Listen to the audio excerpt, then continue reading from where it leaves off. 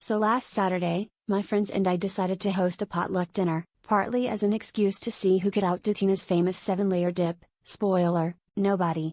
The only rule was bring something you love to eat. Simple enough, right? Except, somewhere between group chat chaos and a last-minute spreadsheet fail, 12 people all decided that what they love most in the world is bread. Not fancy bread, not homemade bread, just plain old bread. White, wheat, sourdough, rye, and, for some reason, a single lonely package of hamburger buns.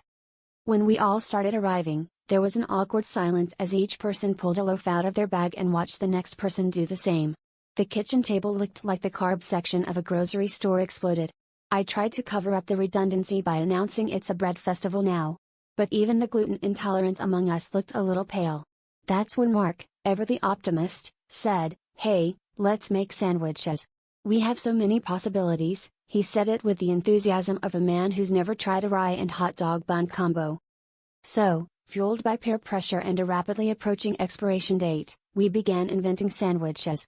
We started strong with classics like PB&J and grilled cheese, but by sandwich number 10, creativity gave way to desperation. Bread sushi, rolled up slices with crust seaweed, was a highlight, and bread lasagna, layered, microwaved, and somehow sad, made a brief, floppy appearance.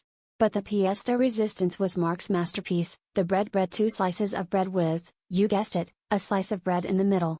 He insisted on cutting it diagonally for aesthetic reasons. By the end of the night, we had invented 17 new sandwiches, most of which were just various forms of bread stacked on bread. We all agreed to never speak of the bread smoothie again. As I surveyed the table for leftovers, I realized we'd accidentally stumbled onto the world's most minimalist cuisine.